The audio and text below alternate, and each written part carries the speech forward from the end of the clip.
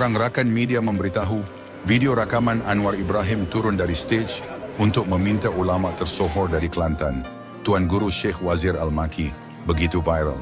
Jadi wakil itu pertama. Tak kena adab dia ada di depan. Tiba-tiba.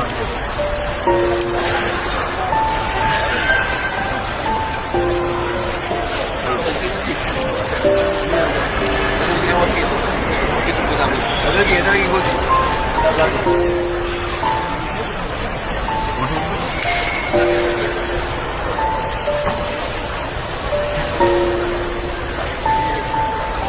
Semuanya shit. Apaan sih dia?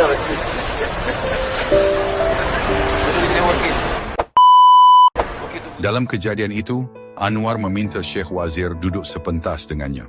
Kata Anwar, tidak betul adabnya. Itulah kebiasaannya adalah kata-kata orang alim menghormati seorang yang berilmu. Nampak betapa tingginya nilai akhlak Anwar.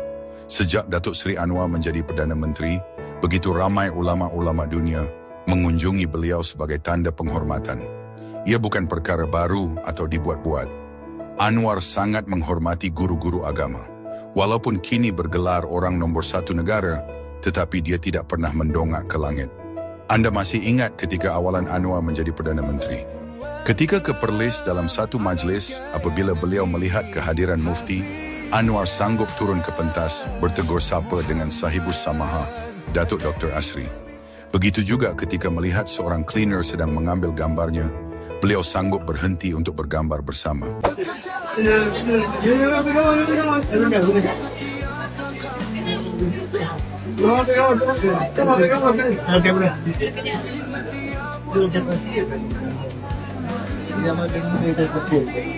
Jadi saya tidak heran keluarga ini sangat-sangat beradab kerana ketua keluarganya telah memberi contoh yang baik.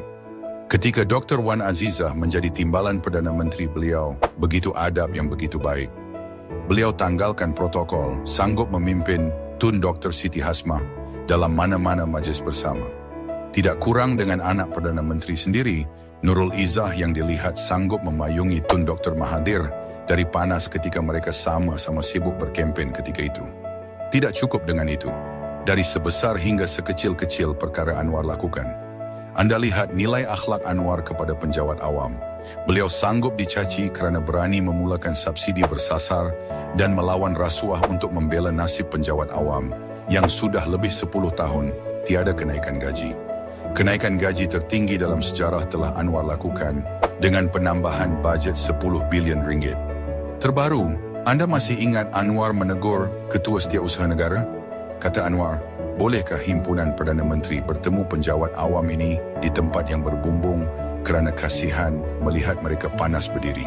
Saya kadang beritahu ke KSN, dia perhimpunan ni kena mesti tengah panas macam ni ke?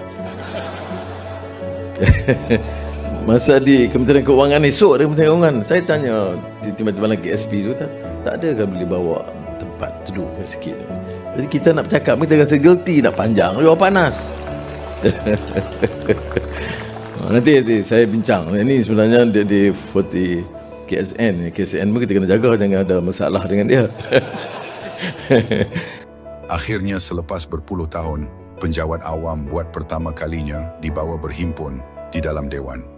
Terbaru bukan sahaja selesa di dalam Dewan, berhawa dingin, tetapi juga diberi kerusi untuk keselesaan penjawat awam mendengar amanat Perdana Menteri. Begitu sekali nilai insan Anwar kepada orang bawahannya atau kaki tangan awam.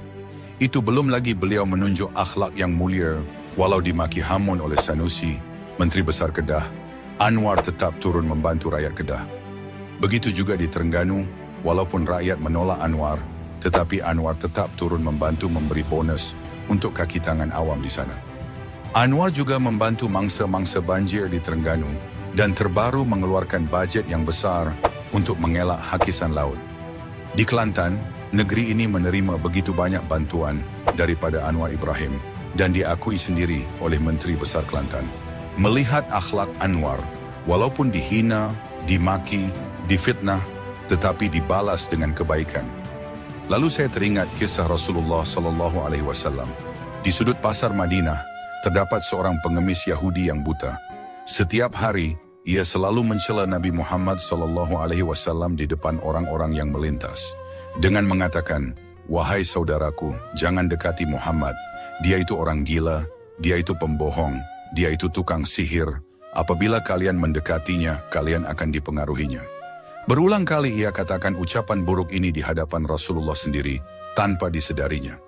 Namun setiap pagi, Rasulullah SAW tetap mendekatinya, membawa makanan, dan menyuapinya tanpa berkata sepatah kata pun. Rasulullah melakukan hal ini dengan penuh kesabaran, bahkan hingga menjelang wafatnya. Setelah Rasulullah wafat, pengemis buta tersebut tidak lagi menerima makanan setiap pagi. Suatu hari, Abu Bakar radhiyallahu bertanya kepada putrinya, "Aisyah radhiyallahu, anakku, adakah sunnah kekasihku yang belum aku kerjakan?" Aisyah menjawab, "Wahai ayah, engkau adalah seorang ahli sunnah. Hampir tidak ada satu sunnah pun yang belum ayah lakukan, kecuali satu sunnah saja." "Apakah itu?" tanya Abu Bakar radhiyallahu. "Setiap pagi Rasulullah selalu pergi ke hujung pasar dengan membawakan makanan untuk seorang pengemis Yahudi buta yang berada di sana," kata Aisyah. Keesokan harinya Abu Bakar radhiyallahu mendatangi pengemis tersebut dan memberinya makanan. Saat Abu Bakar mulai menyuapinya, pengemis itu marah dan berteriak, "Siapakah kamu?" Abu Bakar menjawab, "Aku orang yang biasa." Pengemis itu menyangkal, "Bukan, engkau bukan orang yang biasa mendatangiku. Apabila ia datang kepadaku, tidak susah tangan ini memegang dan tidak susah mulut ini mengunyah. Orang yang biasa mendatangiku itu selalu menyuapiku, tapi terlebih dahulu dihaluskannya makanan tersebut dengan mulutnya. Setelah itu ia berikan padaku dengan mulutnya sendiri." Pengemis itu melanjutkan perkataannya. Mendengar hal itu, Abu Bakar radhiyallahu pun menangis dan berkata, "Aku memang bukan orang yang biasa datang padamu. Aku adalah salah seorang dari sahabatnya. Orang yang mulia itu telah tiada. Ia adalah Rasulullah SAW." Setelah mendengar penjelasan tersebut, pengemis buta itu pun menangis. Ia menyadari kesalahannya selama ini, yang telah menghinakan Rasulullah tanpa tahu betapa mulianya beliau. "Benarkah demikian?" tanya pengemis itu. "Selama ini aku selalu menghinanya, memfitnahnya. Ia tidak pernah memarahiku sedikit pun. Ia mendatangiku dengan membawa makanan setiap pagi. Ia begitu mulia." Pengemis itu akhirnya bersyahadat di hadapan Abu Bakar radhiyallahu, mengakui kekeliruannya dan memeluk Islam. Kita patut belajar kisah-kisah Rasulullah. Bersabarlah, insyaallah mereka akan mengerti. Begitu juga Anwar, percayalah 10 tahun dari sekarang, rakyat Malaysia akan menyesali menghina dan memaki beliau. Ubat itu pahit tapi ia mampu menyembuhkan. Begitu langkah diambil Anwar, dilihat pahit tapi suatu hari nanti manisnya akan terasa. Berdiri seorang lelaki, hidup berbekal kecekapan.